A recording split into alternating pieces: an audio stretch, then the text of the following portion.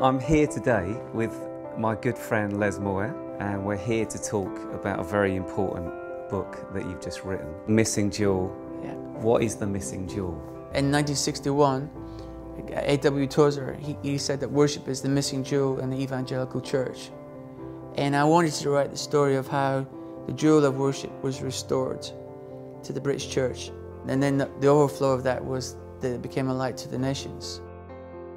Whenever there's a move of God in a country, it always involves young people. Yeah. And I was one of those kids, you know, going to events like Soul Survivor. The early 90s was just an amazing time of young people being released. I said to God, who do you want me to serve? And he says, I want you to serve anointed artists. And so I asked the Lord then to help me see who his anointing was on. The guys, if you want to say, that I saw God using and were really the worship leaders. Tell us a little bit about Matt Redman. I remember he was 15 years old, and he was leading in that youth meeting with his acoustic guitar. And again, you know, very, very raw.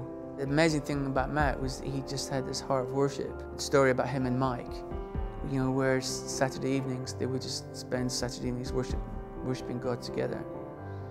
And people need to know that. People need to know that that's where it started. It didn't start on a stage.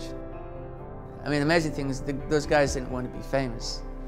You know, they wanted just the church to have the songs to use. What do you want people to come away with thinking more about once they've read it? My prayer for the book is that it will be an encouragement to the guys who have lived it. But also in Psalm 71 it says, one generation shall tell another generation. And so I feel my role has been to pass on to the next generation this story. And my prayer is that they'll be able to take this further.